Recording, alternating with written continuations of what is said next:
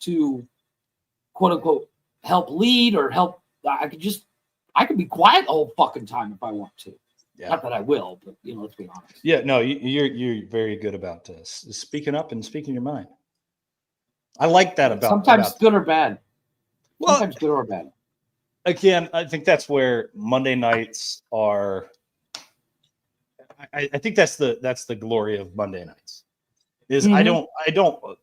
Yes, this is a more professional and a more tame show, but I don't want your filter.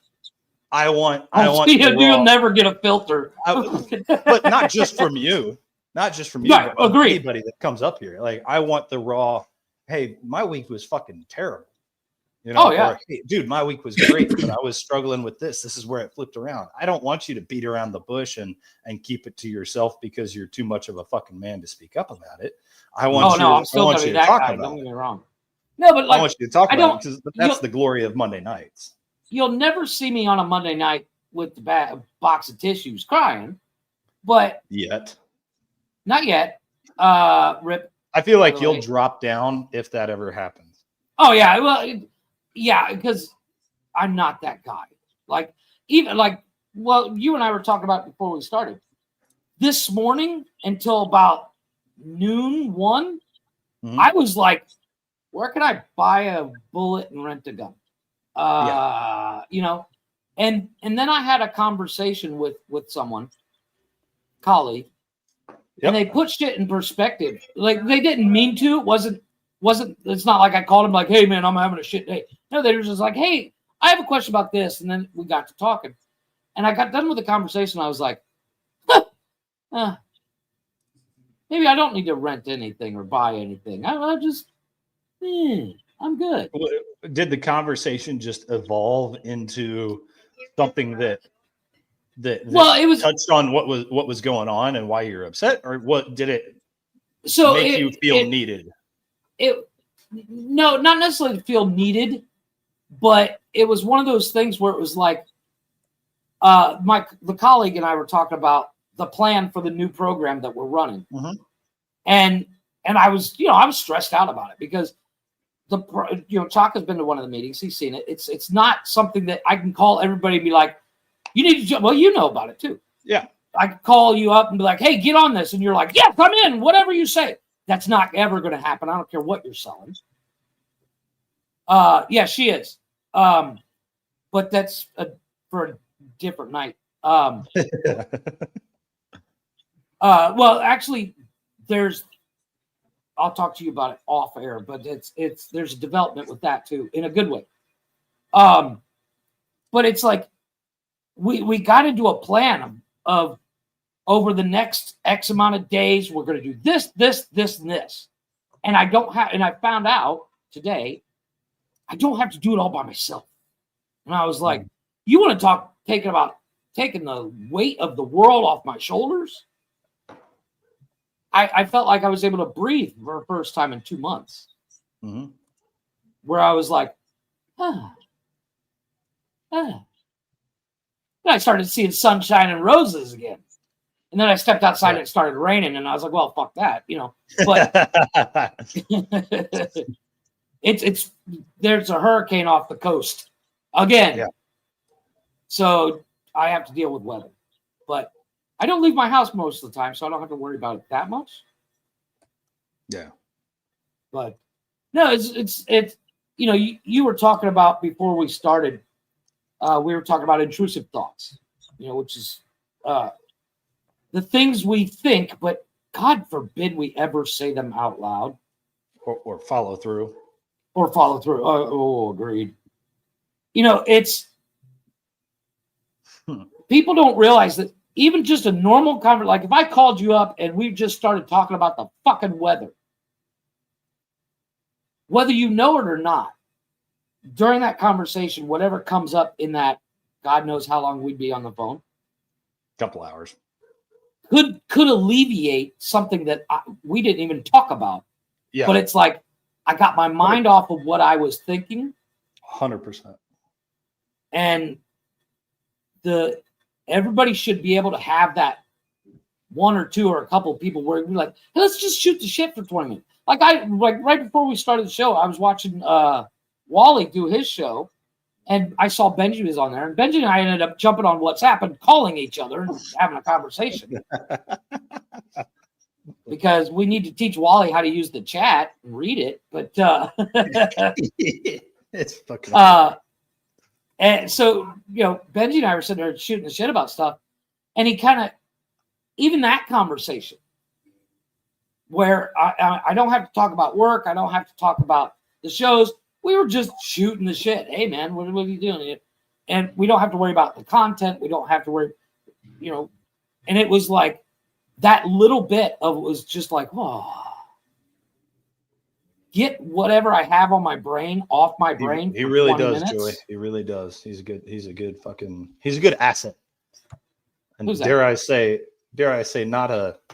maybe not officially, but he's a great part of this network. Ouch. Thank you, Joy. Thank you, Joy. Yeah. Oh yeah, no, me. Oh yeah, Connor, you too. Thank you. I compliment you too, but thank you, Joy. Go fuck yourself, Connor. Yeah, fuck you, Connor. Exactly. That seems to be the standard around here. I was really looking forward to this Monday. I needed this Monday. Yeah.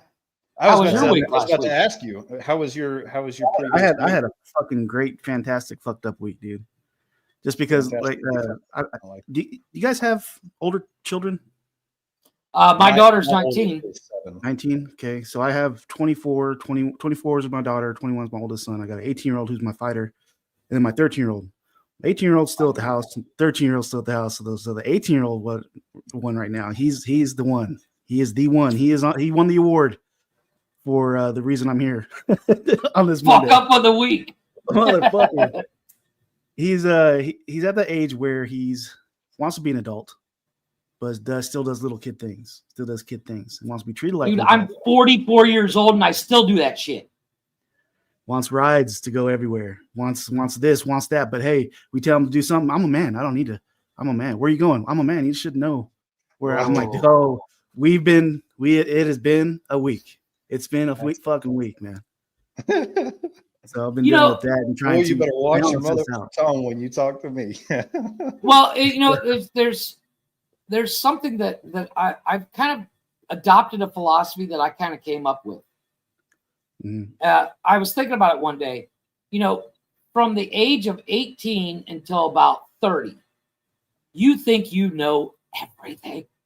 Well, let's say from 13 to 30, you think you know everything. And one day in your 30s, you wake up and you go, wow, I don't know fucking shit. Yeah. And until you have that wake up moment, nobody can tell you. And I try to rewind and go back and put my brain back when I was 18. Wrong. Well, you know. I think you'll man ass for yourself. Don't mind me. Yeah, I try to go back and think like when I was 18, and I knew but I was different though. And every parent's gonna say that, but I was already moved out at 17, had my own apartment, had my own vehicle, had a nice job that I would be able to support a family with. At 17, he's 18, still At living 17, here. I was still figuring it out. Yeah, and I was still figuring it out. So I'm trying to. It's hard for me to go back and put my 18-year-old mind in. And I'm like, okay, he's still fucking up. even if I'm thinking like an 8-year-old, I mean, he's still fucking up to me. I'm like, God damn it. Yeah, but you know, there is that rule. You got to let him fuck up every once in a while. He's got to fuck up. He's got to realize it because right now he's, and this is me. I'm learning. This isn't something new for me too because he's my first rebellious kid. Really? So this is a new thing for me. Other kids were very. If Zeke, if you're watching this, your brothers were your brother and sister was very respectful, and you're not. Yeah, but he's a sexy testicle, isn't he, Joy? He's Chaka, you still look great. Oh, thank you. I used to have long, beautiful hair, and then started getting. Then you had kids. Yeah, kids. Just like Mike Tyson. Father time gets you. Father time will beat you every time. Tyson he aged like that. Yeah, so Mondays this is a nice woosah. It's it's a real decompression day. Like, when this past week with Glick being off, I did every show but Tuesday because it was recording. But it was one of those things like I knew I didn't want I I never wanted anybody to do a show by themselves. Yeah. Because doing a show by yourself fucking sucks. Yeah, it's hard. It's not, not having a sounding board is like, oh Jesus. Because you have to, you can't play off of other people and they can't play exactly. off you. You're sitting there talking to yourself and hoping that what you're saying is resonating with your audience, if you even have Agreed. one. Agreed. But like, like I don't know how you do it when you do your TikToks and stuff, because you do a full on, hey, this is what's happening in crypto today, and like not having a sounding board. A sounding board? Like another person in the room or on the feed. See, well, the good, I guess I'm just lucky because I got all day, kids are at school, and the wife goes and does her job. So I've got, and I work nights, so I got during the day. And in my office, I got soundproofed fairly decent, except for the dogs. So it seems I can knock it out pretty quick. No, but I'm not talking about like, I'm talking about like you go up and you stare at a camera, as opposed to I can see you, I can see Lieutenant Dan up there, it's a different format. Like when Glick and I first, before we started the show, we reconnected on TikTok, and I was like, dude, how do you go live for hours at a time? What the fuck? He's like, oh, I talk with the chat. Well, that first 20, 30 minutes, if you get somebody in the chat, that's a long wait where let's be honest, I never plan anything. The most planning I do is Wednesdays. Yeah. If it wasn't for like the OGs, like I got that guy, MK, everybody, and not even Karina, Joy, everybody's in the chat right now. Like they've been showing up. Yeah, they really have. That's awesome. I really appreciate that. Yeah. It's hard all to be you there guys who come in here on Monday nights and Saturday nights and Wednesday nights, all throughout the week, who join in to listen to us as a part of Chaka's community, who decided to come over here and listen to us. I genuinely want to say thank you. No, I agree. It is a super, at least for me. I know Glick always says, "Oh, I don't look at numbers," and nobody ever looks at numbers. But when I see actual engagement and I see new viewers and I see the numbers of people watching us during our live, it gives me a little morale boost. It makes me want to be here. Agreed. So thank you guys very much for taking the time out of your day to come over from his community to listen to us. Well, there's nothing worse to be sitting here live and look up at the numbers and see 0.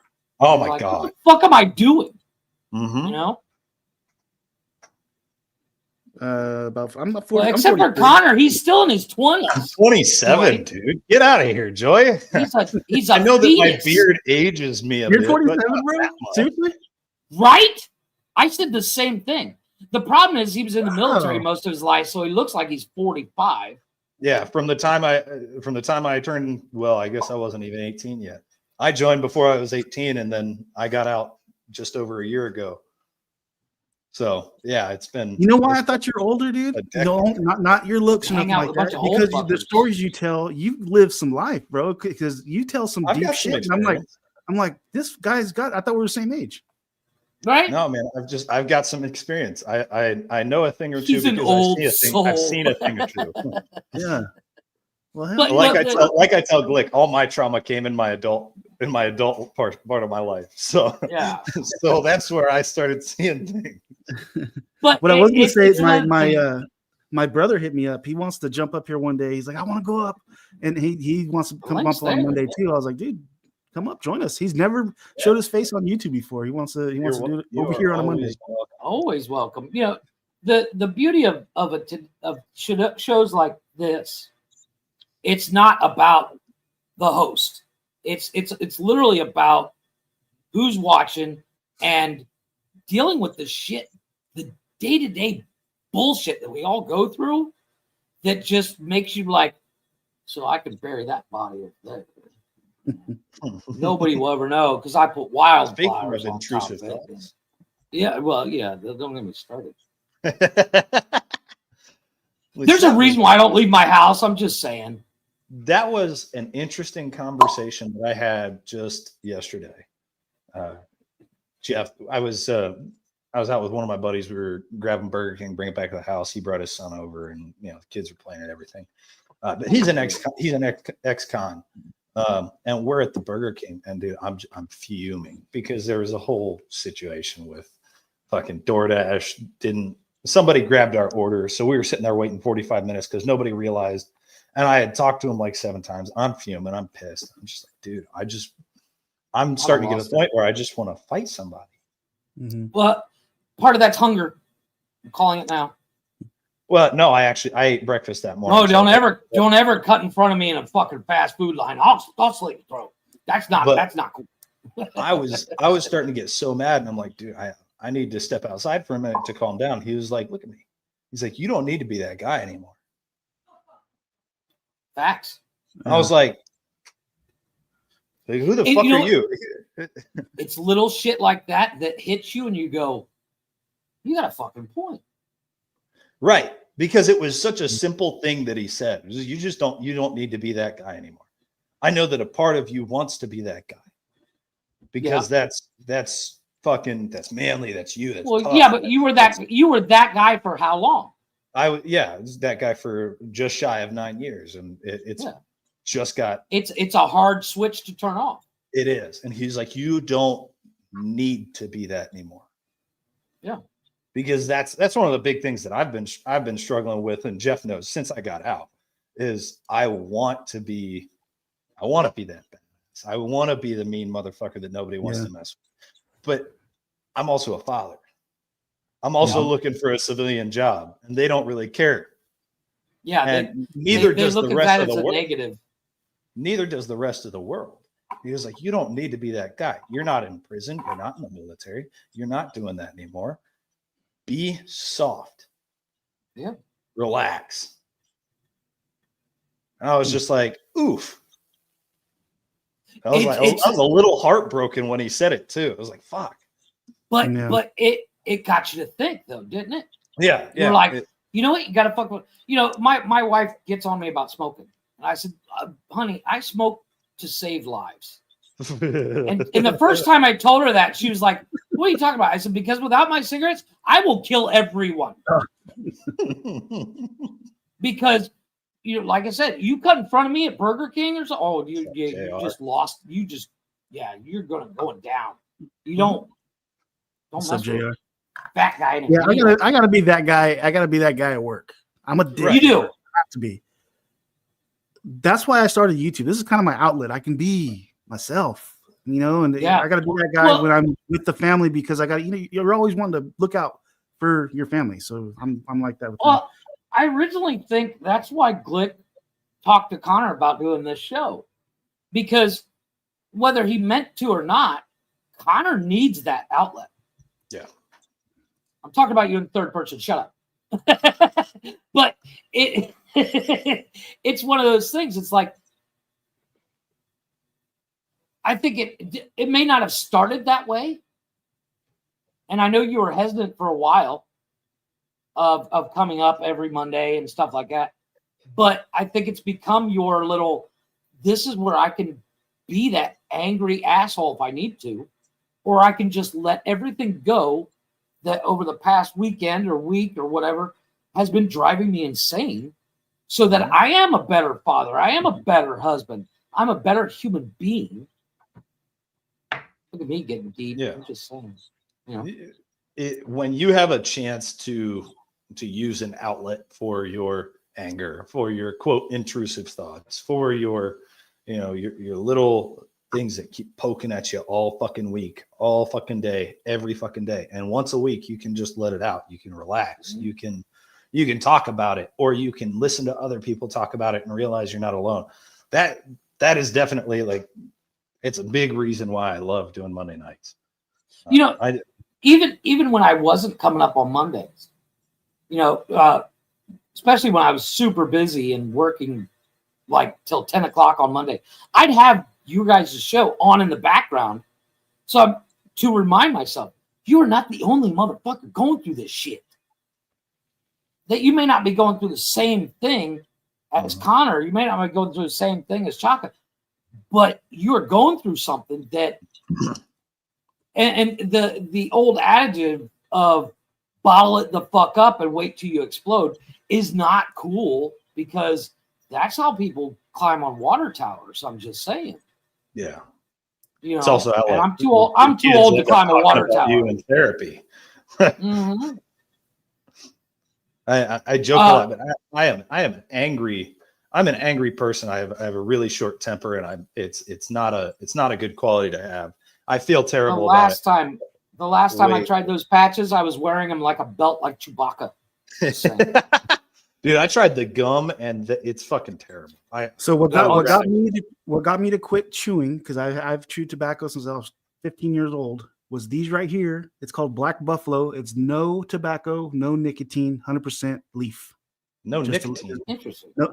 No nicotine, no tobacco, nothing. It's called Black Buffalo, but it tastes just like it's like non-alcoholic beer. And it works for me. I'd rather shoot myself. Rather look an ashtray. They got me to quit chewing, though. Oh, good on you. I did quit smoking for about, I think it was like 6 months, and then I went through something happened. I don't even remember what it was, but I was like, "Fuck it, I'm going to buy a pack of cigarettes." Mm-hmm. And that was the end of it. Now I go through like a pack a day. Isn't that a fun progression? You quit and you crave it, and then the cravings go away, and then you have that one thing, and you're like, fuck it, dude. I just want a cigarette. Fuck everybody. I don't care what anybody says. You smoke that one cigarette, and you're like, you finish the pack. I need another one. I need another pack. I need another. Yep. I chain smoke, dude. I used to sit out at the smoke pit while I was in the military. I'd smoke 3 or 4 at a time, and finish up, come back, and my fucking supervisor would be like, "Where the fuck have you been?" And I was like, "Has anything changed since I left?" Yeah. Like, no. Everybody's still alive? Okay, we're good. Does it matter? Why the fuck does it matter? Now I'll have a nice cigar every now and then. I'll have a cigar. I love cigars. I can't. My budget doesn't allow. Oh, $2-3. My cousin brought Cubans from Cuba. I wish I could get them for $2. Unfortunately, here it's like $10 a cigar here, because they only sell the good stuff. Like, you're like, I want a cheap one. They're like, this one's $12. You're like, motherfucker, I said cheap. They said, we don't do cheap. Copy that. And if I spent $12 on a cigar, my wife would shoot me. I'm like, let me go buy 2 just in case. Mm-hmm. But this is the place to let out all that pent up anger and frustration and depression and all the things. It's been a week. A blow off valve. Yeah, I'll be honest. I've asked Jeff and Chaka about their weeks. I'll spout my week. How was yours? It's been a calm week events wise, but it has been anxiety ridden, and I don't know why. Not answering. I don't get that luxury here of trees and woods. We have the jungle with snakes the size of you. Just saying. Cancun is literally called the snake pit. Oh yeah, fucking desert. Yeah, but it's been anxiety inducing, and I don't know why. I was outside last night, and it was probably around 11 o'clock. It was before my daughter started waking up and throwing a fit. And I was outside, and I sat on my fucking porch for about a half hour, just looking around. Oh yeah. I wanted something to happen, and I felt like I knew something was going to happen. Like, you know, when you have that feeling like something's bound to happen, so I want to be outside for it so that I can be ready, do something. And you know, your logical brain really isn't thinking right. And it has been that way for like 5 out of the last 7 days.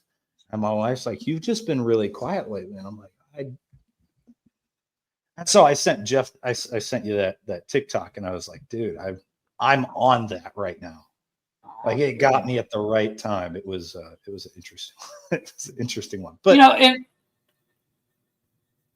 No, go ahead. I was trying to think of that's been the extent of my week. I mean, I'm just I'm getting bored of being a homebody, so I'm excited to start working again. But I'm plenty busy. I've got school stuff going on, and I've got the wife works, and I've you got a lot to juggle. And then starting in December, I get to start working, so that'll be my vacation from the fucking four walls of this house. As much as I would love to actually go, like, be in an office with a bunch of people, I don't want it. Because, like, I don't like people. Mm-hmm. You become an HR too. Jeff. Oh, yeah. Oh, I'm HR's worst nightmare. That's the third time you've been sent to HR this week. It's Monday. Yeah. What's your point? See you tomorrow, Bob. It's like, what do you even do around here, Bob? Yeah. God damn it, Bob. No, but it's like, and it's not that I don't mind. Like, for instance, if you, me, Glick, Blaze, everybody of the Nonsensical Network, if we were all in a room, I'd be fine. I don't like new people. Yeah. I don't like crowds. I hate trying to make new connections. I don't want to make new connections. That's the problem. You know what I don't like? This my wife does this. Okay, she'll make a friend, and they're good friends. This friend has a husband, and she's like, you now have to be his friend. So then she sets up these fucking barbecues, and like it's like I'm like, hey, how you doing, bro? My 4 years old set me up a fucking play date. Yeah, exactly. I'm like, you want a beer? Because we're trying to get drunk to fucking get to know each other. Dude, my wife's best friend that she grew up with lives out here. Well, she lives about an hour north. We used to live 10 minutes up the road from them. And the first time that they came over to our house, Nikki was like, I think you and Henry will get along great. Like, and we sat there, we drank beer, and I think we said 10 words to each other. And he's sitting there wearing a Kamala Harris t-shirt, and you're like, I'm going to. No, he's a cool guy. He's a country bumpkin.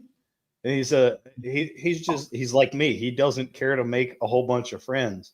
Yeah. And we're just sitting there fucking staring at each other. And I'm like, you want another fucking beer? Yep.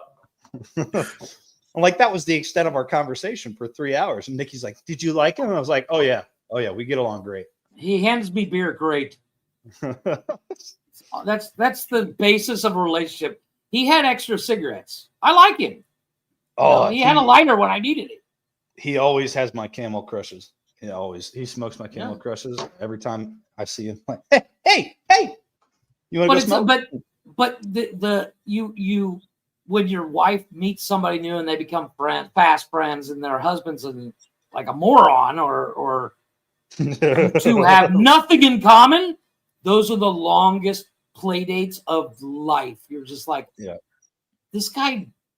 It's like it's amazing to me that Click and I get as long as much as we do, because super sports guy, not sports guy at all. Every time he talks sports, I fucking tune out. Oh, he's all up in it. He's is all sports. You know what? But when the tables turn. And I bring the dude from work. He's cool. We start hanging out and shit. Hey, let's go grab dinner. Let's bring our wives. And I try to introduce. Oh no, you're an asshole. Oh, I don't want to meet. She hates her. Yeah, I don't want to meet her, but I'm like, she's fucking cool. Yep. Yeah. That's called a power struggle, buddy. You're never gonna win. Did your significant other ever try and get you to like one of their friends? And you just don't jive with them. I hate all her friends. I hate all her friends. Yeah. Like, so God love. I've yet to meet one of my wife's friends that I like. My wife's old boss, honestly, great person, super nice, super sweet, fun, bubbly personality. And my wife absolutely loves her. I'm just very meh about it. And she was like, hey, Misty's going to be over, blah, blah, blah. And she brought like 3 of her girlfriends from work. And I'm just like, so the kids are out, and we have a whole bunch of people over at the house that you want me to be friends with. I don't know any of them. Some of them are very politically forward, and I don't care to be part of that. I don't want to play that game. Yeah, and I'm just like, she's super sweet, but I have no interest in hanging out one-on-one with any of your friends. I just don't. I love you, and they're nice people, but I can't. Have you ever had a couple with kids that bring their younger kids over, and maybe their kids don't know how to behave? Yes. And they're like, how do you go about that? Are you like, hey, I bring the dog cage inside, and I throw a toy in there and tell the kids to go get it, and then lock the door. Like, I didn't do it; they did it. Yeah, my youngest kid he kind of got it now to where I just gotta look at him, and then he'll try to take care of it in a nonchalant way. But I have no problem being like, hey, can you get your fucking kid? He's not supposed to be in there. Why is there jelly on my DVD player? Yeah. So, yeah. We are really good friends with a couple that we met while we were in the military. And they have a daughter, and it's their only child. And for a father, there's a special way that you treat a daughter. It just I can't explain it. It just is the way that it is. But she's also the only child. And I love this couple to death. They are great people, but their parenting style makes me so mad because I would sit there and I'd yell at what she's done. I'd yell at the boys for doing something that she does the exact same thing. Mm-hmm. And they would just be like, I'm going to count. I'm like, why are you counting? Yeah. Everybody's got a deer rifle. Their own weird style. What are you doing? Like, it was never to that extent, but God, I love her. I don't love them. They're so gentle with her, and I'm so heavy-handed with the boys, and I'm sitting there going, oh my God, oh my God, oh my God. Oh my yeah, God, but I guarantee you're not as heavy-handed with your daughter as you are with the boys. I'm not, but I'm still fairly. I am the biggest pussy when it comes to my daughter. Oh, I'm like, God. My son can do something. My daughter does the exact same thing on the other side of the house. My son's going to get his ass whooped. My daughter, don't do it again. So what happened to your brother? Mine and my daughter's relationship. She's my first child. Oldest kid is my daughter. So she was raised different than the boys. My daughter will walk up to one of my boys, and she'll just rip a toy from their hands, and because they're kids, they take it right back, and they were playing with it first, and I'll walk up and I'll just see her crying. I'll be like, what is going on? What are you doing to your sister? She's like, she took the toy from me. It's her toy. Give it to her. I don't care. I don't care. I don't care. She's 2. She's 2, and that's her toy. Anyway, you give it back. But if they do it to each other, I'm just like, figure the fuck out. Yeah. No shame to the parents that only have one kid, but you're not a parent unless you have 2. At least, because having an only child is technically easy parenting. When you have 2 that are arguing about something that's so not fucking important, and they're arguing like it's the end of the fucking world, then your patience is tried. But if it's one kid, you're like, just give it to him. So, Cheryl M in the chat says, what's your reasoning behind not liking her friends, Bad Influence, Rowdy? Now, there's very few of my wife friends that I really don't like. There's maybe actually 1 or 2. And the reasons I don't like them is just because they are the type of person they really talk. You can be in the room with them. My wife can be in the room with them and they'll be talking just fine. And then my wife will leave. They forget I'm there. And then they start talking shit about my wife. They're that type of person where they just will talk crap about anybody as soon as you leave the room. That's the type of person. For me, all my wife's friends are single and no kids. So they don't know when it's time for bed. Like, ladies, it's 2:00 in the fucking morning. I got kids asleep. You want to shut the fuck up? Or oh God, I'm tired. Oh, we'll be quiet. You go to bed. No, get the fuck out of my house. It's 2:00 in the morning. I'd like to hug my wife and go to bed, because God forbid I go to bed without her. Oh, geez, the end of the fucking world. Oh, see, I've crashed out. I've gone to bed. But you work nights. It's normal for you. You know, but there's also like my wife is so independent, but if her friends are like, let's go to the club until like 4 o'clock in the morning, she's like, okay. I'm like, well, you didn't even put up a fight. You said, okay. Me and my girl, we like to. We're probably usually the ones that are up till 4 o'clock in the morning, partying it up. And like, don't get me wrong. Don't get me wrong. If her mom's got the kids, oh yeah, I'll go with you guys. I don't care. Granted, I'm gonna just sit at the end of the bar and drink beer, you know, or I'll be the DD or whatever. But it's her. Well, we've actually, I used to do the show up in the bedroom, and my wife would have her friend over. We're talking going through doors, through concrete walls, and you could hear these bitches. I can say bitches because I know my wife's not listening. You could hear them on the show through 3 separate foot-thick concrete walls and doors. And they're so, and I'm like, hey, doing a show here. People can hear you. You know, I wasn't really like, I had a time where I wasn't doing a show. I was just like live streaming, hanging out. And my wife had her friends in the living room, which is right next door to my office, full on karaoke with fucking these huge ass speakers that her friend brought. I was just like, fuck it. Here we go. And they ended up coming in here during the live stream. I was like, hey, let's party. I've done that as well. Like when I used to work out of the office, and you weren't here when I was in my boffice. Boffice? I say boffice. So I have behind the screen that you can't see. I moved my screen, so I'm in a different spot. But like last week, when my screen was sitting on the kitchen table or living room table, behind that is a concrete wall and a half bathroom. Well, I took everything out of the half bathroom and turned it in my office. So I called it my boffice. It's a bathroom / office. Yeah. So I could literally do the show while taking a shit if I wanted to. You know, drop the camera and then just drop towel and sit down. You'd never know the difference, except for the fact my camera was off. And I soundproofed the whole room.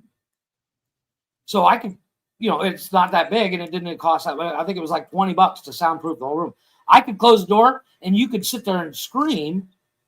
I had to put a light because I'd locked the door as well. I had to put a light in the office so that somebody wants my attention, they got to turn on the light. Oh, wow. And when I see the little red, somebody, I'll be right back. And then go out, what do you want? We're ordering DoorDash. Are you hungry? Yeah. Give me a burger. I got to go back after the show. That's a good idea. But the problem with the boffice is it's a half bathroom. There's no way to put air conditioning in it because it's in the center of the house. And the fan that I had in there, I went through 9 different fans because they would burn out. Because I'd be in there. I would be in the office from 8 o'clock in the morning until midnight. Whether it was working or doing the show, because I'd go right from work straight to the show. And, you know, my fan would burn out. And I got to the point, it was like, I'm not going to buy another fucking fan. I'm just sit in the fucking living room. You see Steve's comment right here. He said, "But if you're taking a poop while you stream, you're pushing shit out of both ends. That's risky." Exactly. Oh no, it was great because like I didn't even like I use a corded headphone because I hate Bluetooth headphones. I didn't even have to take my headphones off, but I could just turn it aside, just off camera, and sit down. And now it's just a storage area.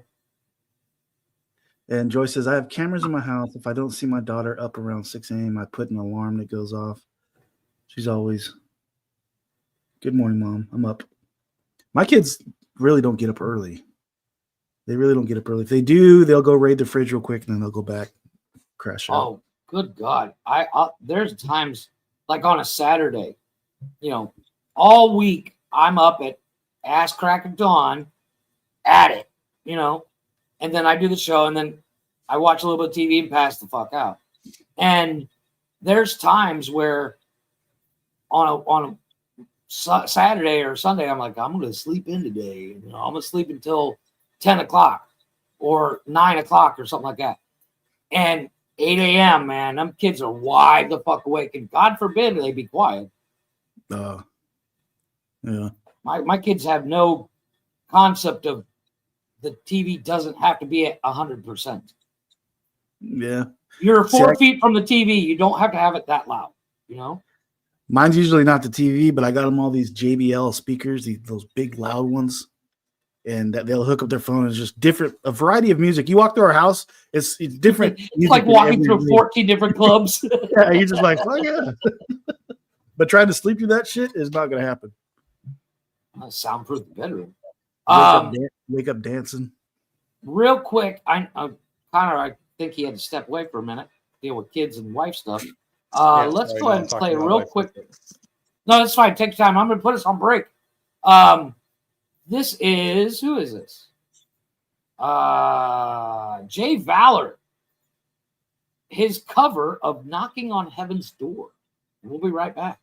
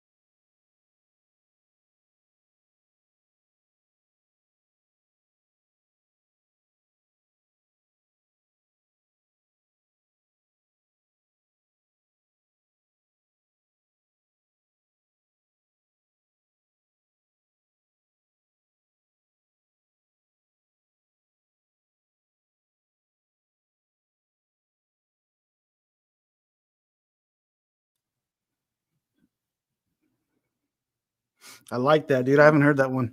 Yeah, that's Jay Valor. I think that's on his previous album. I'd have to ask Click, but that is Knocking on Heaven's Door. I like that song. Gotta give a shout out to ASMR fan in the chat. Appreciate you showing up. She's awesome. Don't forget, everybody, little station announcement real quick. bio.link/nonsensical network. Like, share, follow all our shit. And then, of course, nonsensical-nonsense.myspreadshop.com. You can spread us on you. And we are back. We're talking about intrusive thoughts and, going through our weeks and all that fun stuff. Fun. Yeah. Someone whispered. Yeah. Oh, sorry. Intrusive thoughts here. How are you today? Yeah. I'm into that. Yeah. But what is it day to day that you struggle with, gentlemen? Like we were, well, kind of, I don't know if you want to go into what you were thinking at the library, but but I think it's a perfect example. I mean, I can get into it a little bit, but when I think of intrusive thoughts, I think of all the times where I want to have the inappropriate reaction, because I know that the inappropriate reaction, although inappropriate, will solve the problem. 100%. So I just had an interview and just got a job. So maybe I should be careful what I say. Just got a job working in security for the library down here. It'll be part-time, so I'll still have plenty of time to do other things. But during the interview, they were like, what assets what do you think you bring to the table? And the first thing that came to my mind was like, well, I'm really good at security, quote unquote. Like, how do you put this in a way? Like, for the last 9 years, I've been taught on a daily basis and told on a daily basis, anybody in the wrong area gets put to sleep. Yeah. Now, that can't be what you say to an interview board of 5 professionals when they ask you, what do you think you bring to the security job? Oh, 5 at once? Mm-hmm. Oh, yeah. Most I know is 3. Wow. I've never done more than 2. Have you never done a promotion board, Jeff? God. Our promotion boards are that's are true. 3. I didn't think of that. Yeah. Yeah, promotion boards. I was talking about private sector wise. Private sector, I've only done 2. It wasn't that one then the other kind of thing. That's the first board interview private sector that I've had, but it actually went really well. Obviously, I got the job. Right. But I'm like, how do I say that I'm trained to stop people in a way that makes sense to normal people? Yeah, that's a thin line. Throw it out there, see if it sticks. Be like, hey, I will stop some shit if shit pops off. Just trust me, you guys want me here. And then drop the mic. If they call you, they call you. Yeah. They did ask me, has there ever been a plan that you set in place, that you had set in place, that you implement and was successful? And this was 2 days after I got here, didn't I? This was 2 days after we had the shooting on our street. Right. And I was recent. That just happened. Oh yeah. And they were like, they asked me the question. I was like, I've got the perfect example. Yeah. I was like, my kid heard the gunshots, yada, yada, yada. So we had the boys go down to the basement. My wife sat at the top of the stairs with the police scanner on. And then I stood at the top of the stairs with the 308 by my side and with my pistol in my hand. And we sat there and waited for the police scanners to say that everything was cleared out. And everyone kind of like turned their head sideways a little bit. And then the like, you're hired. The superintendent or whatever her name is, I can't remember what her exact title is, but she's like the director of the library. Right. She's sitting there and her head kind of goes, like that's, and she starts writing. She was like, that was, she's like, okay. But everybody else looked at me sideways, like everyone else looked at me sideways, like that's there. Nobody's heard that fucking answer before. But what you don't know is what she was writing was a letter to the partner, being like, "Does he know he's working at a library?" Yeah, you realize he knows it's a library, right? Fan in the chat says, "Library, is that why you were whispering earlier?" And then she says, "You're gonna whisper, hey, you stop right there." I'm gonna whisper. You better. And what's funny? She does ASMR, so snap your fucking neck. He's gonna sneak it. He's gonna sneak up behind people. Hey, you got a library card? Steve, just check. Hey, we've only got 3 copies of Catcher in the Rye. you can either put it down or go home in a bag. Pickle or using guardrail and stuff. Just but intrusive thoughts to me is all the times when there's a certain emotion and I have a way that I want to deal with it versus the way that I have to deal with it. Otherwise, I get in trouble, or I go to jail, or I look like an asshole. Well, I actually have that same issue. I agree with you on that. I have that, unfortunately for me, and it shocks people. This shocks people that when I'm at work, I am the most professional motherfucker on the air. Like, there's a switch. Yeah, when I'm talking to a group on Zoom, or I've had people hear me on here curse like a sailor and tell weird stories about something I saw on the internet, and then see me in a meeting and go, "Where's that fucking guy that's on the shows? Because that guy's weird." Catch me one-on-one. It's a different story. Yeah, it's a whole different ball game. And my wife said something the other day. She says, the minute you put on a tie or a button-down shirt, you're 100% different person. She says, because I used to work in a field where if you didn't show up with a tie, 400 fucking degrees outside, but I would show up in a full-on fuck you suit. I have 4 tailored suits upstairs that haven't seen the light of day in over 2 years. But I would show up. You could send me one, but you're 4'2". I was going to say, you might be able to fit your leg. The tie will fit you. Only time I wear suits is like at weddings and funerals, man. Dude, I love a good suit, man. Mm-hmm. And Connor, I think you and I love a good suit for the same reason. It's like putting on a uniform again. It feels like when I put my blues on, right? When I put my dress uniform on, I put my whites on, or I put the blues. Yeah, buddy. I'm assuming that's the formal. That's the formal, right? Yeah, like if you see, in our uniforms, we have a Class A, and that's my formal gear that I'll wear out in public. Class A, fucking sailors, weirdos. Well, that's not. I'm not in the military. That's for. I know, but that's sailor talk. Put your Class A's on. Fuck you! Where are your whites and your tans? My mom and I were on a video call today. She said, "You know, your Class A's are still hanging in my closet." I'm like, "All right." She's like, "What do you want me to do with them?" I said, "I don't know, bag them up."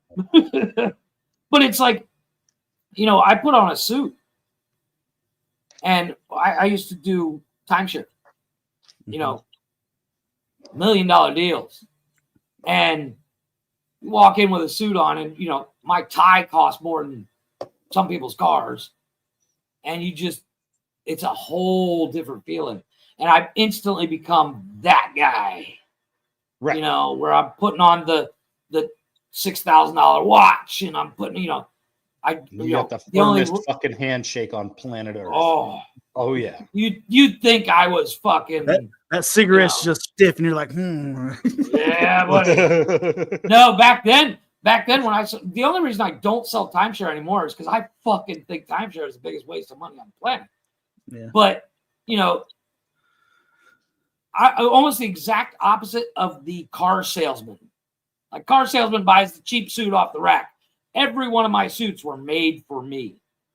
Yeah. They fit almost as good as my Class A's did. And it's one of those things. It's like the professionalism just way up there. I get on here with t-shirt, shorts, and I feel you because I put on my uniform and then I put on my belt. As soon as I start putting my equipment on, it's like it's go time. Even if it's going to be a chill day, I'm in the zone for 8 hours, and that's exhausting to be on high alert for fucking 8 hours and then it's not doing nothing. But as soon as you're done, you're like, God damn, I'm fucking tired. Try 18. Yeah. Try 18. Yeah. Oh, yeah. 18, 24. Well, I was about to say 24. There's a lot of times I'll 36. That one. Yeah. A lot of times I'll do 16 hours. That's just tiring. But it wears on you. People that have never done a 36 or 24, where you're on high alert the entire time, don't get it. They're like, "What? Yeah. How? It's Why? like your What?" adrenaline is spiked the whole time. You're on fucking fight or flight mode the whole fucking time, and then you finally snap back, and you're like, God damn, I'm tired. I'm sore. Everybody could do something. Everybody. Yeah. That's where I run into problems now. Is I still feel that way. I just I don't trust anybody. And my wife's like, why can't you just turn it off? Like, dude, I got a documentary for you to watch, Connor. I think you'll shit your pants, dude. So what I got diagnosed with, it's in a good way. It is the correctional form of PTSD. It's called correctional fatigue, is what they call it when it's in corrections, but it's PTSD.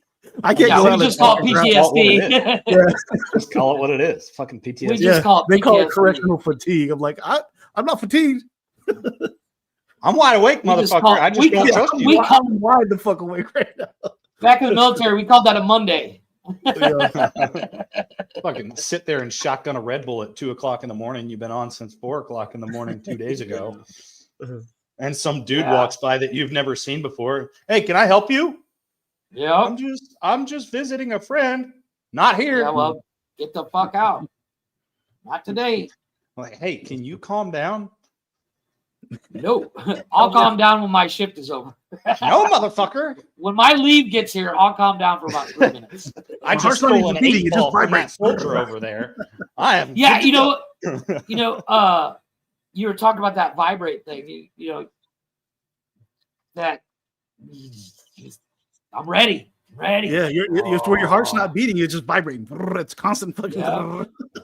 Dude, that's ready to walk through walls, baby. When we had that situation here on the street, and like every alarm bell in my body was going off. Yeah. And I messaged Jeff about it because it happened on the show. I messaged Jeff and I was like, dude, I'm so sorry. I had an adrenaline dump after it was over, and I've been throwing up for like the last 30 minutes.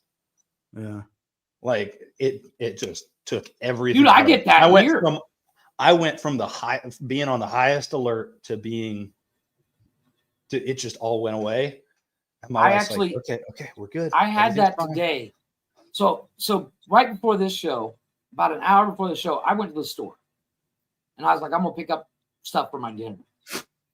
And I'm walking back and I didn't realize it, but this guy he's following me. He's driving super slow. And I was like, oh, it's about to pop off. I turned around. He's on his phone looking at his map. He was lost. But I was like, what are you doing? He's like, I'm lost. How do I get here? And I was like, motherfucker, you have no idea how close I was to coming through your window, because he's creeping along behind me at like half the speed of smell. And I'm like, dude, you're about to fuck with the wrong dude. Yeah. And it was one of those things where I got home and I just sat here going, and then I read Connor's text. Is like, sorry, I put 5:45 instead of 6. You motherfucker. Now I got to sit here and fucking vent by myself for an hour. Sit here and ruminate. Dude, that's how it was last night on the fucking porch, man. Everybody that walked in my general vicinity, I was just fucking, let's fucking go. Let's fucking go. I know you want to. Let's do it. So I had that experience. Maybe is something similar. It was probably about 9 years ago. We lived in another house. This is the reason we moved. So we lived in a cul-de-sac, right? I love that. And apparently across the street. So we lived in a cul-de-sac. Across the street, an older lady had and we right off the highway. An older lady had two younger guys try to break into her back door, sliding glass door, and and then trying to break in. She called the cops, so they jumped the fence, ended up in my backyard. I think I was making like steak or something. I'm in the kitchen. My wife and my daughter is watching Saturday Night Live, so it's on a Saturday. It was fucking late. And then we had our glass door open, our screen door shut. Nothing ever happens in our neighborhood, so we left it open. And the boys were in the back room. And then all of a sudden, I hear my daughter and my wife scream at the top of their lungs. What I was cutting the meat with was a red knife. Okay, so this is important to remember. It was a red knife. And then, I look over, and this dude's at the window, and he's masturbating. So I told my wife, my kids, go to the fucking back. I ran through the sliding glass door. I ran through it. The whole thing fell off.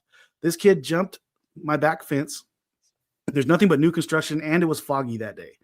So I didn't catch him. I touched his foot, and he left the Chicago Bulls hat in my backyard. Red knife I still had in my hand. Probably, I don't know what I would have done, but kind of thankful I didn't catch the kid. I go out to the front yard to see. First, I made sure my wife and kids are good. I go out in the front yard, still got the red knife. I'm clenching the shit out of it. It's bleeding almost. It's a red knife. I go out in the front yard. The cops were across the street talking to the lady about the guys breaking into her house. I got my red knife in my hand. They turned around, looked at me, freeze, get down. I said, no, what? Whoa. It's not that. Forget you got the knife in your hand. And I'm bleeding. I'm like, it wasn't me. The dude was in my backyard, and I'm on the fucking ground. I'm like, Jesus. Oh my God. Dude, if I see a dude masturbating in my window, I'm gonna walk up to him and ask him if he needs help. But pull my gun out and blow his fucking dick off. But that night, I stayed up all fucking night, just sitting there with everything, just waiting. I was like, he's got to come back for his hat. I left his hat right there in my backyard. I was like, come back for your hat, sitting there with like little candies leading up to the hat. Like, oh, look, a hat. Man. Oh, look, a hat. Like, please get your hat. No, but I actually have a similar story. Like before I met my wife, I was dating a Canadian woman here, and we were living in I think we were a 20-minute walk from the mall, and it was 4 apartment buildings with a center like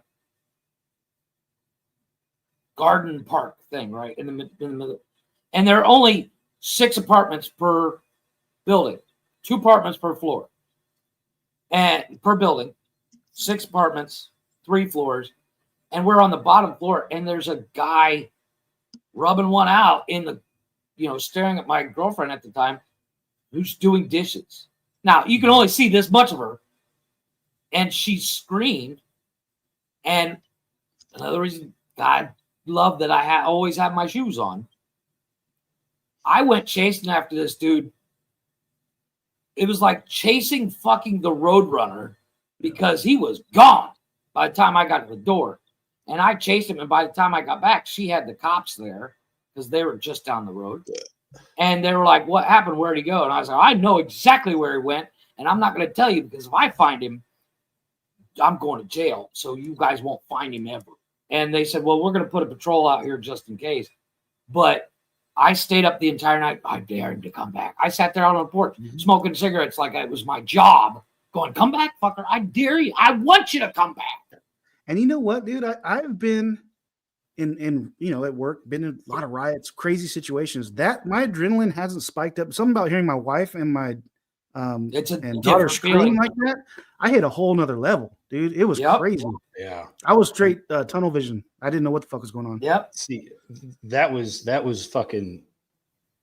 It just felt really wild at the time because my wife came up and nonchalant was just like, "Hey, Carson said that he thinks he heard gunshots." I was like, when? She's like less than 2 minutes ago. Pulled up the camera and I heard 3 gunshots, and I heard both of my kids because my camera is up against the garage. I heard both of my kids in the garage. I was like, where were you when this happened? And they're like, we were in the garage getting food from the deep freeze. And I was like, yeah, it's fucking on. Right? I was like, it's go time. I got my fucking go bag. I've got my fucking med kit. I've got everything. And I'm just like, I'm ready. Please come through my front door. Yes. Because in my head, it was my kid could have got shot. Well, that even though like the likelihood is super low. But possibility's still there though. Yeah, but people, you can shoot through a garage door like it's fucking paper. Connor, I don't know if it happened for you, Chaka, as much, but Connor and I have a similar background. But you ever walk around going, "I wish a motherfucker would"? All the time. That's a daily occurrence. Like every time I walk by, there's a couple places I have to walk by to get to the store. Then I'm like, I wish that motherfucker would come. I would just not. Oh. Yeah. And people, there's one house nearby where the one guy that lives there, he's always a problem. And a buddy of mine lives diagonally across the street from him. And I'll see him, and he's like, and then he'll see me just going, he's like, dude, it's not worth it. Out of nowhere. He doesn't say anything. He doesn't say hi. He's like, it's not worth it. I'm like, all right, just checking. I wish they'd fucking come out and do something. I would. Oh God. That's where I was the other day when we were at that fucking Burger King. That's also because I live in a shitty part of town. It's also in a shitty fucking neighborhood. And Somebody I'm needs upset. to hang your fucking realtor. I wouldn't go that far. I'm quite upset about it, but I won't go there. But I was already mad, and he leans over to me and goes, "This is a bad neighborhood. Are you carrying?" I was like, "Dude, I'm always fucking carrying." Right. And then at the end of that little interaction, when I was like, "Dude, I'm on one right now. Like, I don't know what's going on. I need to calm down." That's when he was like, "Dude, you don't need to be that guy." That's like him saying, it's not worth it. Yeah, like you don't need to be that. It's I gotta give a shout out to JoVelle in here. She does an amazing karaoke show, and she sings amazing. Gotta give a shout out to Fan. She does an ASMR channel. She's got like almost 3 million followers or subscribers on YouTube. So shout out to her. Having them in this chat. Shout out. Cool. Yeah. I'm one of those weird dudes who I'll listen to ASMR to fall asleep. I do too. It tickles that part of my brain that makes everything calm down. So funny thing about ASMR Fan is, okay, so I'm in the crypto world. Ozzy Austin, he was in the crypto world. He wasn't talking about crypto at the time. So I met him and I started talking to him just through YouTube and stuff. Come to find out the ASMR Fan is his wife. My wife listened to Fan like she was a huge fan of Fan. Oh wow! And so there was one day in chat where I was like, I said something to her in chat, and ASMR Fan responded back, and I told my wife, "Look, I'm talking to that girl that you listen to on ASMR." And my wife thought I was freaking talking to a celebrity, and I was like, that's cool as shit. Actually. Yeah, I actually had an experience like that happen the other day. I'm trying to set up interviews for Jeff's Garage so I can bring it back. And there's this chick I follow on Instagram. She does raps for cars. Mm-hmm. Okay. And she posts a video. I'm fucking in, and she does an amazing job. She did a car for Halloween. So she could dress. So she matched her car with her Halloween costume. And I was like, this is the coolest fucking thing ever. And I reached out to her. I was like, hey, I do a podcast. Would you like be on? And she hit me back. She's like, send me a link. I'll check it out and see if I'm up.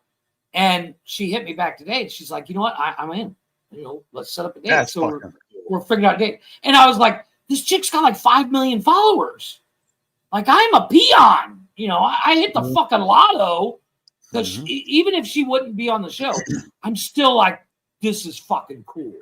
I just got Jay Leno, kind of thing, when it comes to cars. But she does amazing work. I made Glick reach out to a guy who I found on TikTok he's an artist, he's a musician, named Jack Kays. And he is, I don't know what happened. I watched like 2 of his TikToks and then I looked him up and I got into his music and I was fangirling him over him. I was like, Glick, you have to reach out to him. I don't care. I'll reach out to him. I don't give a fuck. And he hasn't responded back yet. But all I'm doing is sitting here going, oh, it would be so cool to have him on like fucking on Glick's House of Music. I was like, dude, I will be on that show yesterday. That's cool. Like how, but like Chaka and Jeff, you guys talking about essentially talking to what you see as a celebrity. I'm like, how cool would that fucking be to have somebody that you love watching their stuff and they've got X amount of followers and all this stuff. And they're giving you the time of day. So Chaka, I'm sending you her Instagram. Okay. She's got about 45K on Instagram, but she's got a ton on YouTube and shit. And she has one of those BRZs, which is Toyota. Basically, it's kind of like the new Supra. Mm-hmm. And she wrapped it pink and she went as Barbie for Halloween. Oh wow. And it looks cool as shit. It also doesn't hurt that she's like a looker boy. What's she looker like? I just sent you her profile. Take a look, buddy. You're gonna shit. Like I had another experience. He was going to come on your show until you said that. She's watching right now. Yeah, I know. She's like, yeah, fuck that guy. You know, I don't He's a care. I creep. got to talk to her. No, but like, I definitely want to have the debate with her about rapping versus paint, because for the longest time I was like, yeah, rap, that's kind of the poor man's paint. But rap has come so far when it comes to rap can be temporary. Yeah, that's the beauty. It is way easier to change a rap than it is to change a paint. Agreed. But oh shit. We got Lucy. Hello, Lucy. How you doing? Yeah. I had a similar experience with through crypto. I created something on my own project and everything. So we were sponsoring. Actually had the opportunity to sponsor a professional boxer. His name is Guillermo Gutierrez. Like a literally professional boxer. It was first time I ever did this. It was the coolest freaking thing ever. And then I was like, hey, dude, you want to jump on my channel and maybe I can interview you after and before and after the fight? Yeah, no problem. Dude, I interviewed a professional boxer on my channel. It was the coolest freaking interview I think I've ever done. It was awesome. Yeah, you want to talk about boosted ego? Let me tell you. Maybe like, that's why I'm talking to a celebrity. Yeah, you get so many fucking. And it won me some points too, because it was right when my son started wanting to get into fighting. So I was like, yeah, well, you know, right. I just interviewed a professional boxer who was fighting for the Intercontinental Championship belt. Right. No, it's one of those things. It's like, and then of course, you know, I talked to a guy about being on interview. He does. They make a machine.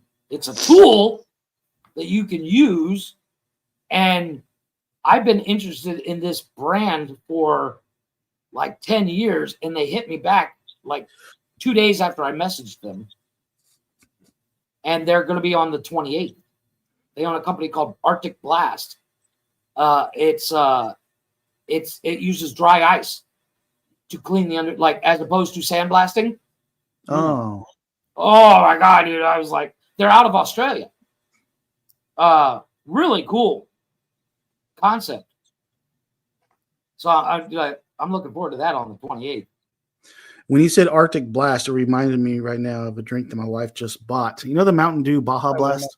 Yes. They have it's a alcoholic version. It has alcohol. The Baja. Yeah, I did hear about that.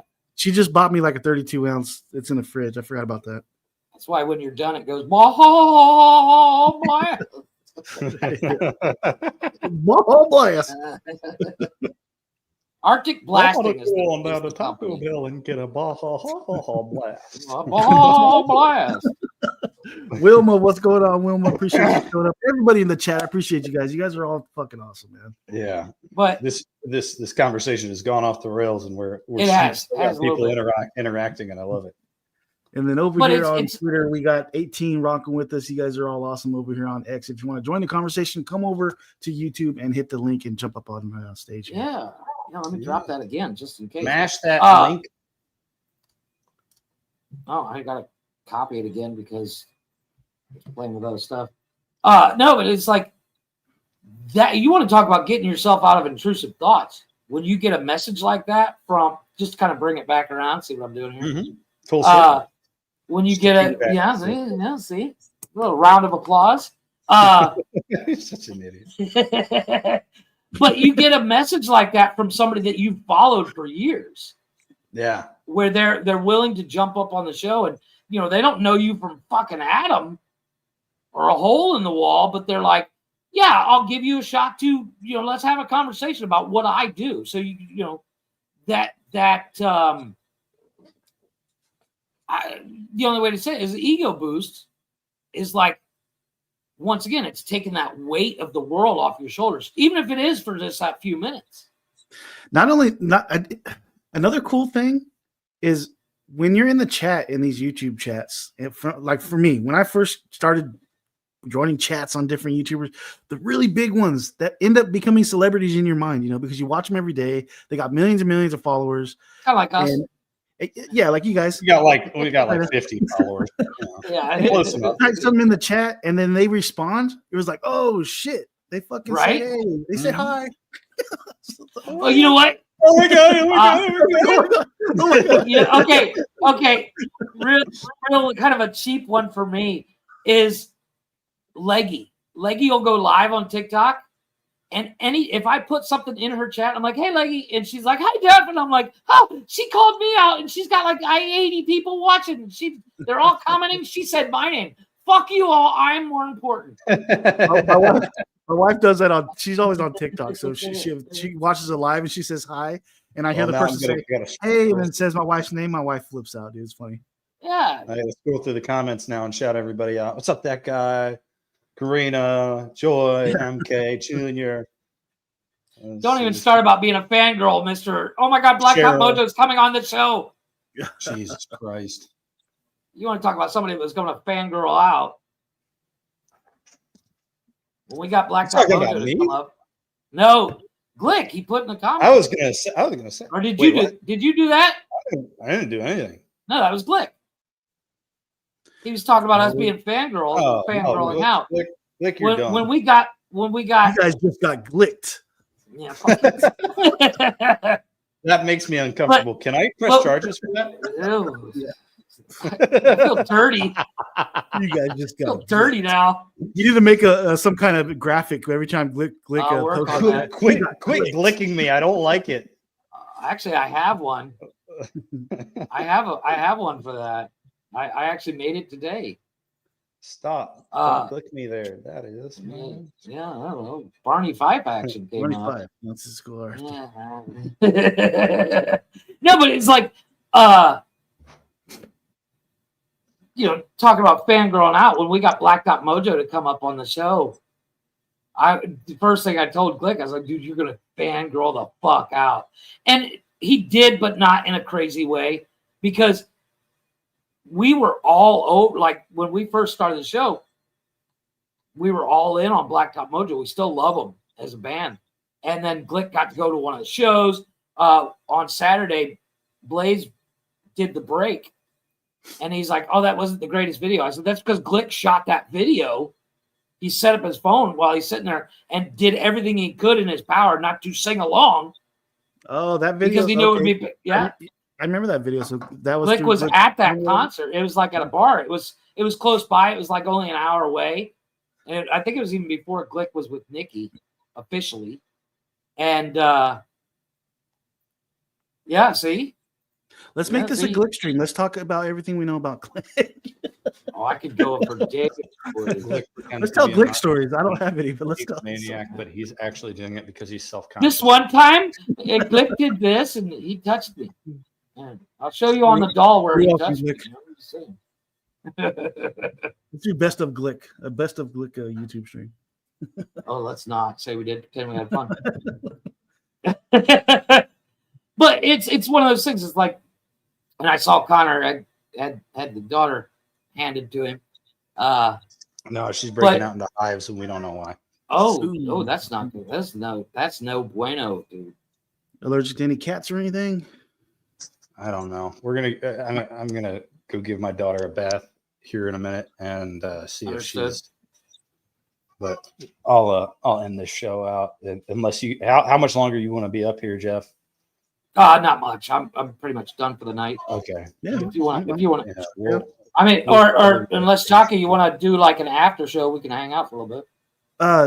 Yeah. Let me see what I got going on. I know the wife's cooking in there. Let me see. Well, that's the only thing is like I kind of need to eat. Let me close this up. Throw it away. It's clearly defective. Yeah, there you go. That's what you do with your daughter. Throw her away. Get a new one. Well, no, because I'm fixed. I can't. Kind of fond of her at this point. I can't get a new one unless I steal it, and I don't have the money to adopt one. So like, that's expensive. I know, right? It's like tens of thousands of dollars to adopt a kid. Fucking wild. But, dude, I've been drinking so much off screen. It's it's hard to hide it. Do you guys want drinking on your Monday streams? I don't give a rat's rear end what you do. Because I've been like, dude, I drink on Monday nights all the time. That's how Connor shows up. Connor shows up after 3 deep, just in case. And then on the break, I was like chugging beers. I chugged one of these, and I had a bunch of. I was like, I can't drink. It's like I got to do it off stream. That way, I don't offend them. Glick, if you're still in here, do you have somebody set up for tomorrow? That's what he said. I thought. That's what I was checking. I was going to do it in an announcement. So since we have all these people listening, tomorrow there are people listening here. Tell you what. Well. Actually, if you're into ASMR, apparently there's a really popular ASMR girl who's listening to our podcast. ASMR fan, go check her out. Hopefully she shouts us out. Go check her out. She's awesome. I'm just saying, she's awesome. Give a little, get a little. But anyway, I'm actually gonna check her out. But I think that we're gonna end this stream. I've got some stuff to take care of, and we're kind of going off topic here a little bit. Jeff may have an announcement. Is what Luke Angel. There it is. Luke Angel is joining Glick tomorrow at Glick's House of Music. I'm just waiting for something to process because we are going to do a little shout out to the network. It's just taking so. Bear with me for 1 minute, 6 seconds. If your week feels dull, you're probably not tuning into the Nonsensical Network. Let's spice things up. Buckle up, because on Mondays, we kick off with Chris's Speedway stories and cold-blooded conversations.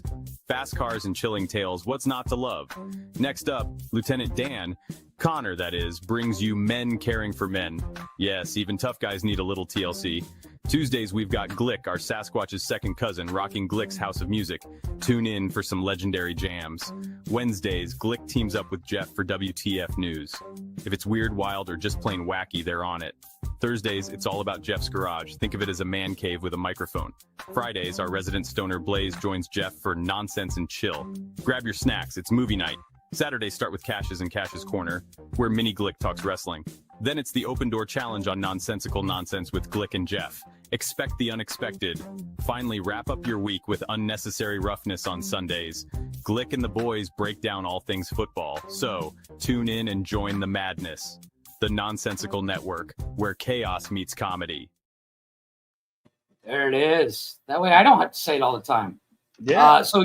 Tomorrow, don't forget Luke Angel on Glick's House Music starting at 7 Eastern. See how I did that, Connor? Eastern time. Frick. This motherfucker. I'll set up the studio at 5:45. I look, it's 5:49, and I'm like, oh, give me 3 minutes. I'll be right there. I go to turn it on. Where's the fucking studio? Oh, you know what's funny? Real quick, you know what's cool is my wife watches your guys' stream because I was out getting beer, and she called me. Hey, that stream's on. She goes, I thought it started at 5. I go, fuck. That's why I was late. I told you I'll be on in 5 minutes. she called me and told me. Sorry, Glick said 8 p.m. There you go. So 8 p.m. tomorrow Eastern. You'll have Luke Angel.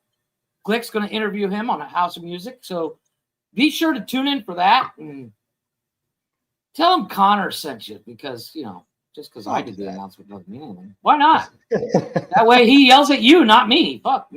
It's called passing the buck, buddy. I'm good at it. Yeah. Hey, look, a bus. Yeah. Anyway. Connor, look. Go catch it. Hey, look, a free pair of legs. I'm going to get a bad. Almost lost my beer. We were talking about it on Saturday. When I'm going to get enough money to fly everybody out to Cancun. And I'm going to get a van to pick each one of you up, and yours is going to say free legs on the side. Just a panel van that says free legs. You got to make sure it's Brian's is going to say free barbecue, free smoker. If we do that, I'm going to show up with an electric wheelchair just to keep going. Oh, dude, I'm going to have somebody meet you at the gate with one of those fucking wheelchairs so you don't have to walk. So I'm going to have the fucking hover around and everything. But ladies and gentlemen, thank you. YZF powered scooter. Thank you for coming up here and listening to us yapper on about random stuff tonight. We started with a good plan, and per usual, it kind of went off the rails. But that is standard for a show on the Nonsensical Network. If you get a chance, click that bio.link/Nonsensical Network and go check us out. Give us a like, give us a follow. If you would share us out, tell your friends about us. We do our best. We're not perfect though. So we're gonna end this out. Chaka, do you have any final words for all the people? I have nothing. I appreciate all the support. Everybody on X, everybody on YouTube coming in and checking out Nonsensical Network every Monday. Come check us out. I appreciate you guys. You guys are fucking awesome. Yeah. Jeffy? It's not worth it. Just remember, it's not worth it. Jail time is a long time, and then you got to stare at Chaka's face all day. Yeah, and then you got to stare at me. Or you got to move to fucking Cancun. And I'm not going to treat you nice. And I only have so much room in my house. I'm just saying. Exactly.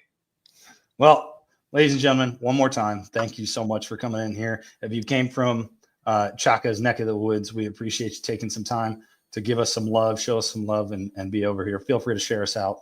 I don't have any good final words of wisdom other than you don't have to be that guy or gal. You don't have to be that.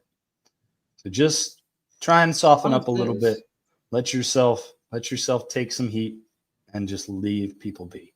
That's it for us here at the Nonsensical Network and Chaka. Y'all have a great rest of your night, and we will see you next week or tomorrow if you're going to Glick's House of Music. Yep. Boy, hold up, care about 'em making noise.